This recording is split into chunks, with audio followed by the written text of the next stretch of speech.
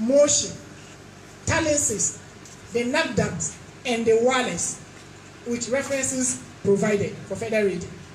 Further evidence indicates that the Wales are part of the Nagbewa family, as clearly shown in the work of Dr. Hafiz bin Salih, who is the current Upper West Regional Minister.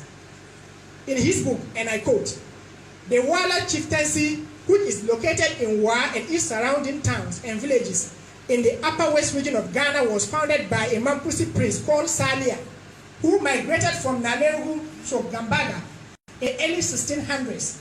Some historians refer to him as Suleimana. Prince Salia left Mampugu because he was defeated by his brother in the struggle to become the king of Mampugu. He then migrated to a place in today's Upper West region and together with the indigenous people founded the Wala states.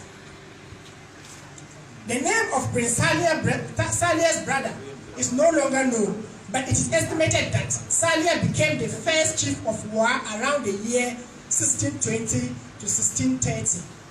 The king of Mampugu, who was enslaved around that period, is said to be Nantolimi, who was the 9th Nigerian, who was the last king, and he was the last king to rule in Gambaga before the capital of Mampugu was moved to Naleru. And that is Hafiz bin Salih book. It was published in 2018, page number 3. The professor has lost sight because language affiliation is different from the issues of founders and rulers. The Bewa lineage, that is sons and daughters of Nagbewa, does not include Kusasi, for which the professor claims. The Bewa lineage comprises the Dagomba, that is the Yoruba, the Mampusi, Nanumba, and Moses. No son or daughter of Nagbewa gave birth to Kusasi. The learned professor said they are yet to put their history together. Granted that is the case, but the oral tradition, which has been told and retold times and again through false tales and documented by sign, has it that, and I quote, "The Bamshi people came with the first chief of Binduri from Mampusi. The Goshi people said they fell from the sky in a tornado, and the Pusiga people are alleged to have descended from above by a rope ladder.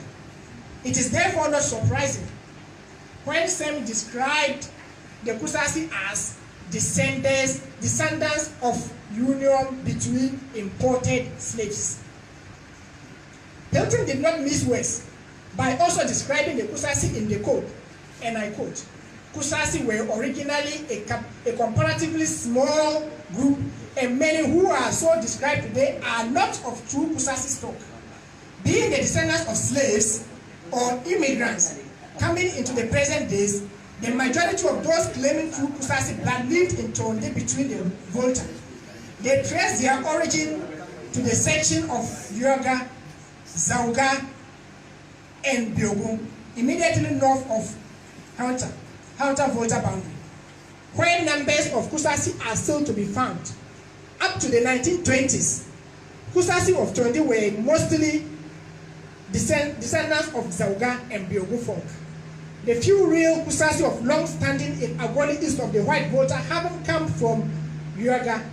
In addition, a few Biogun Dindinga Kusasi are said to have migrated over into the Senibaga area of Agoli from Zorgore.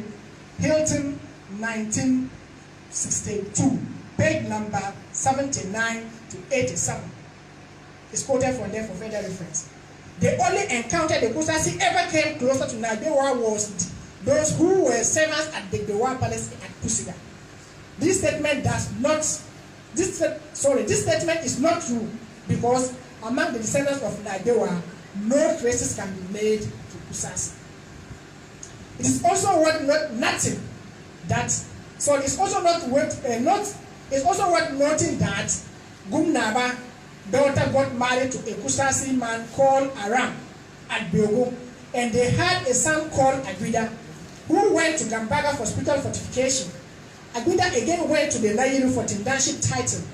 He established the Tendanship of Biogo and returned as Tendana under the title Karensi Naba. Some refer to Aguida as Fetis Naba.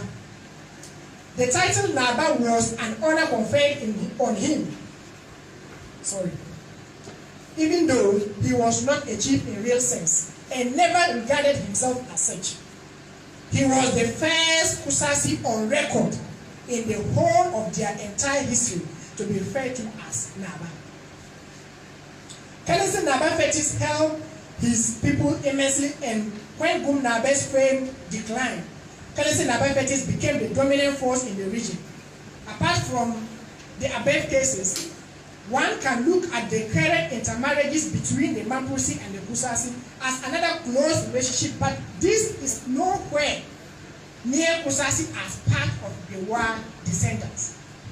Also, Prof. Agbamo claimed that, and I quote, Boku as center was not much a center until 1932, when DC signed the special commissioner and agent of the district, who we will call the district commissioner, asked all chiefs to come together and told them he wanted to elevate one of them to become the paramount chief of the area. And that was how our people decided that they were busy with farming. And since the white man have his office at Boku, whosoever become in charge of Boku will become the messenger to